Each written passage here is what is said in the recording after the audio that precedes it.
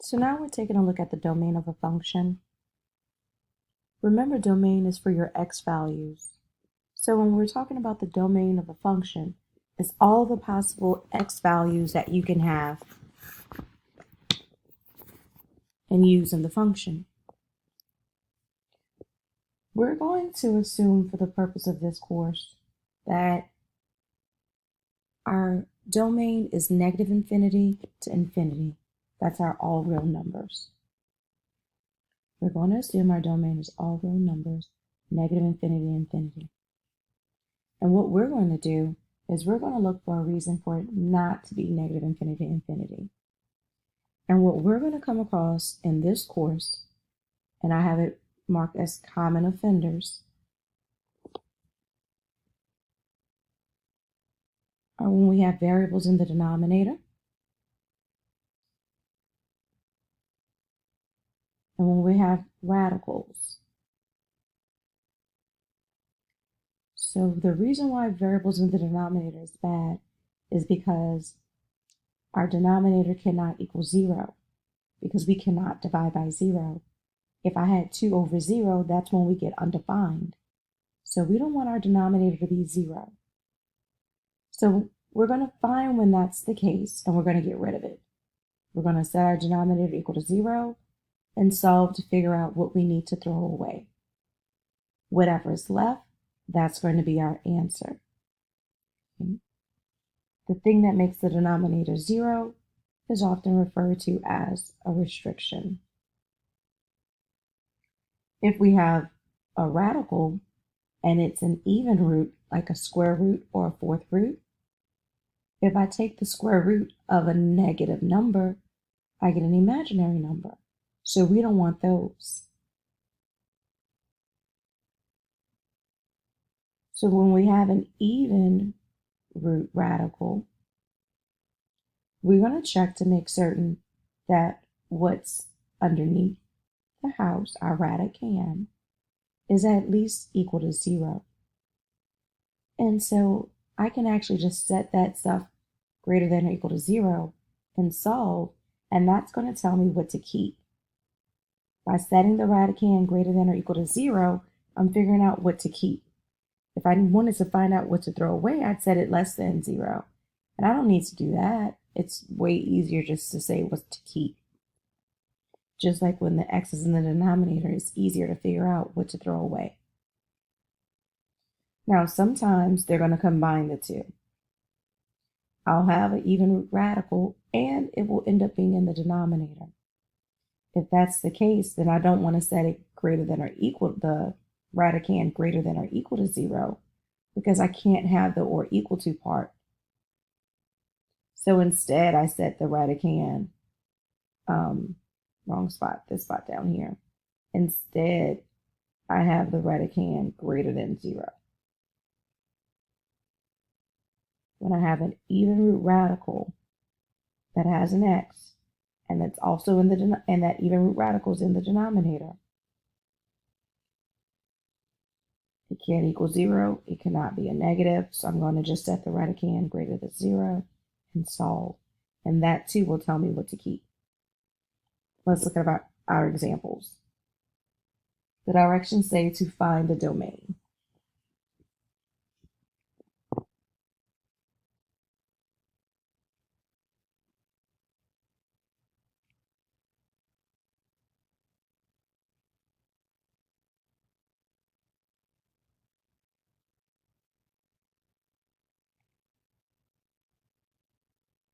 On number 1, we have the function f of x is equal to x squared plus x minus 12. And when I look at that function, I don't see anything that causes alarm. So our answer is going to be negative infinity to infinity.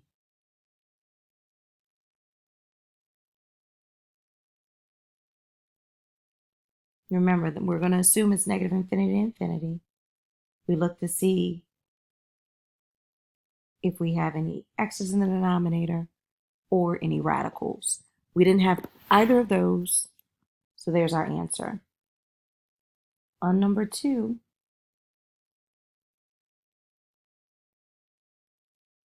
the function says 2 over x squared plus x minus 12.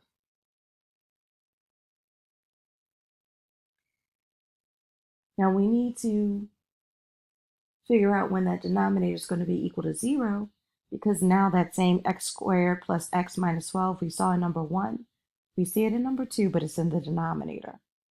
And whenever something's equal to 0 in the denominator, we can't have it.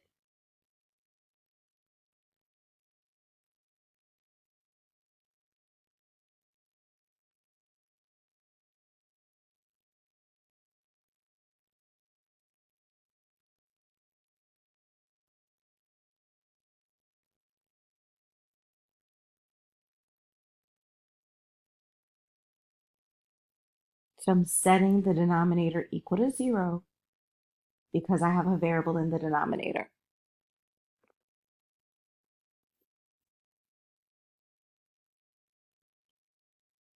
Now, because I see a square on that x, I know when I solve it, I need to solve by factoring or use a quadratic formula. I'm going to choose to solve by factoring. And so I have 3 terms. So I know I'm going to have 2 parentheses. There's nothing but a 1 in front of that x squared. So my focus is on the back portion, that negative 12. I need factors of 12. Because it's a negative 12, I need them to subtract and give me a plus 1. If I need them to subtract, that means I need different signs. So I need factors of 12 that are going to subtract to give me a plus 1. And that plus 1 is the coefficient of the x.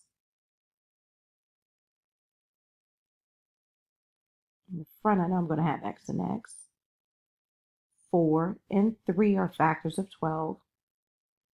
That when I subtract them, I can get a 1. And if I make the 4 the positive and the 3 the negative, it'll give me a plus 1. Plus 4 minus 3 is 1. So that's it factored. So I said each factor equal to 0. X plus 4 equals 0. X minus 3 equals 0. Solve each of these. I will subtract 4 from both sides on the x plus 4 equals 0 to get x equals negative 4. And on the one where it's x minus 3 equals 0, I will add 3 to both sides to get x equals 3. Now I have 2 numbers to get rid of.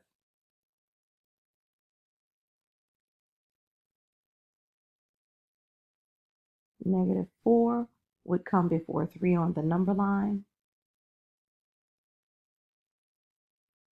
And I'm getting rid of them, so I'm putting an X on it.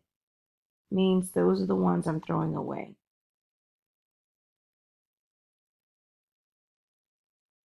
If that's what I've thrown away, now I'm going to look and see what do I have left.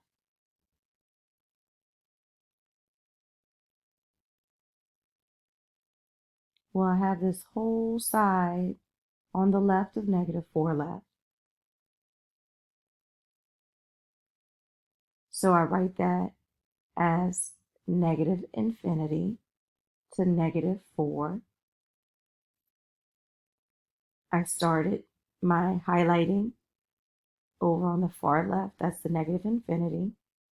Negative infinity always has a parentheses.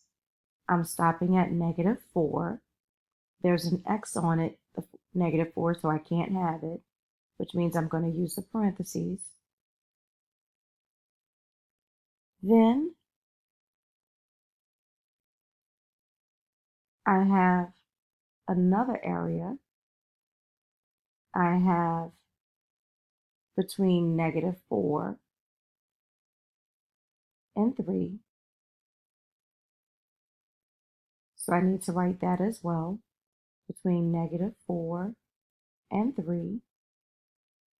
I'm going to use the little symbol for union. When we're writing domains, and you have more than one of those start stops, So start, stop, start, stop. You have to use that union symbol in between. Now I have a third area that I still have. That's from the -3 on out. So I'm going to use that little symbol. And that's not a -3. I'm sorry, that's a +3. So I'm going to start at 3 and I'm going to go out to infinity. I cannot equal infinity, so I use a parentheses on infinity.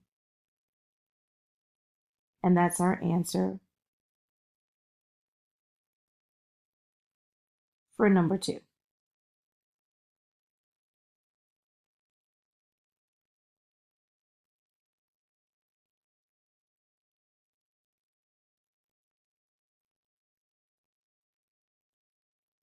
For number 3,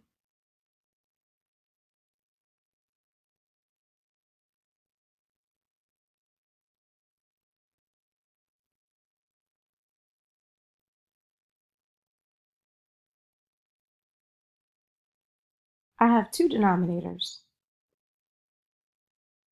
So I have to worry about when each of those are equal to 0. So I set the x plus 8 equal to 0.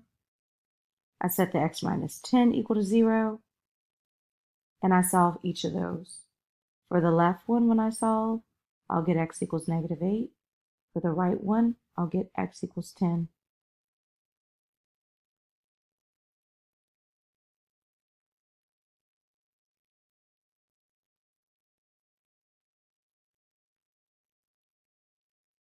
So now I have to throw away the -8 and throw away the 10.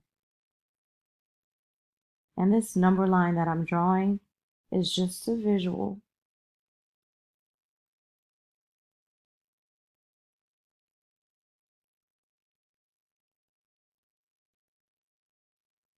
So I will have 3 areas. I will have to the left of the -8, between -8 and 10, and to the right of 10. So I will have the left of -8,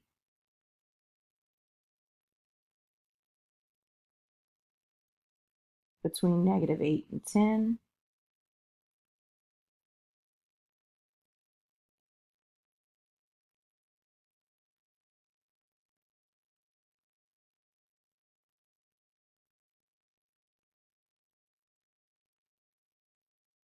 and then to the right of 10.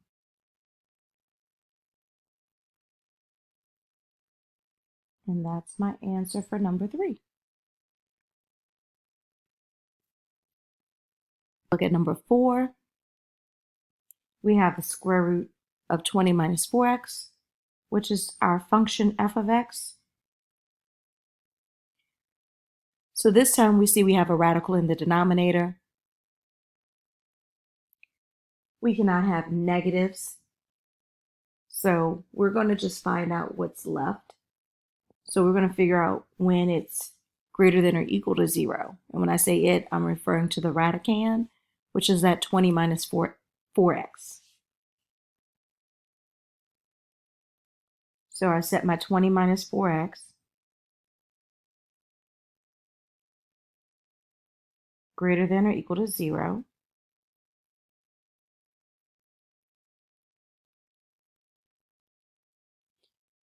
Which means to solve this, I'm solving an inequality. When I solve inequalities, they're the same as solving an equation. The difference between solving an inequality and solving an equation is that when I solve an inequality, whenever I divide by a negative, I have to turn around and change the direction of the inequality sign. And that's the difference. Anything else I do when it would have been an equal sign, I do when it's not an equal sign. So when I look at the 20 minus 4x part, I don't see any x squares or anything like that. So it's just the old simple solving that we learned a long time ago that may not have seemed so simple back then, but it definitely is simple now. So I have that 20 on the same side as my x. I'm going to move it by subtracting. If I subtract 20 from both sides,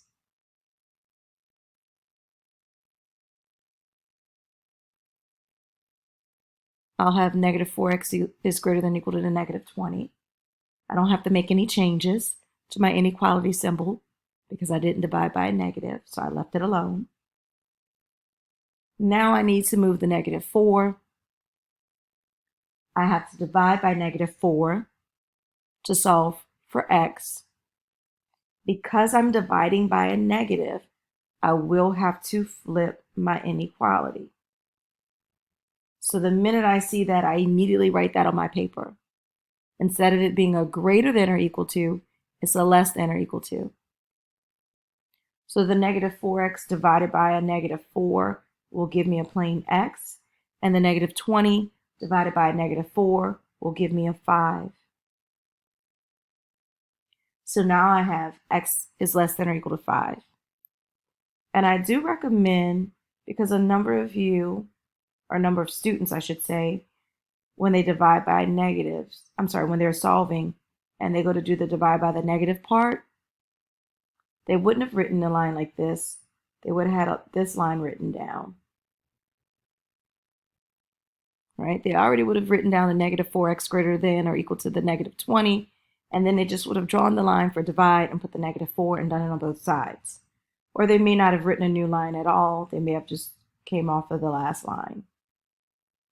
If you come off of this line, or if you turn around and you start writing, the minute you start to write the divide by the negative 4 part, go ahead and circle that inequality or put an asterisk by it or something to remind yourself that you have to change it out. The number one mistake isn't that you don't remember to do it, it's that you remembered it, but then when you went to the next line, you forgot. Like you knew it, you told yourself, oh, I have to flip the inequality, but then you didn't do it when you went to the next line. So give yourself an indicator. And in the case of this one, we said this is what we were keeping. So me drawing my number line is just so that I can visualize what's being kept, so that I can write it in interval notation. It says I need to be smaller than 5. Smaller than 5 is to the left of 5. It has an or equal to symbol, which means I can equal the 5. So I'm starting my shading at negative infinity. I'm going up to 5, and I can have it. It can equal it. If it can equal it, I should have those hard lines that resemble the equal sign. Because if I ignore the vertical part of that bracket, I just have this top part, this bottom part that looks like an equal sign. That's when you can equal it, you use the bracket. And that's number 4. And there's just a small change to number 5. This time I have that radical, that square root of 20 minus 4x in the denominator. If that 20 minus 4x was in the denominator, what would have been different?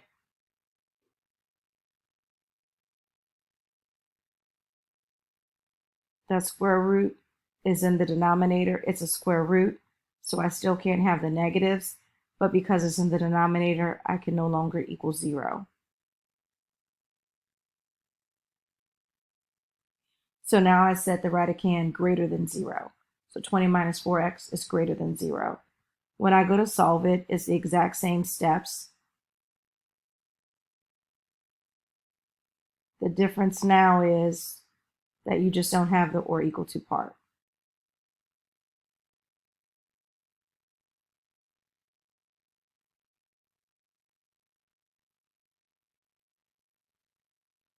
So when I draw it on my number line to visualize it, I'm putting an X on that 5.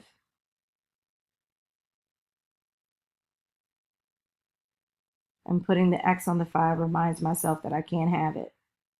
It's not equal to it. So this time when I draw my interval notation, my 5 will no longer have a bracket. It will have a parentheses. And that's the difference between number 4 and 5. And that is the domain of our functions.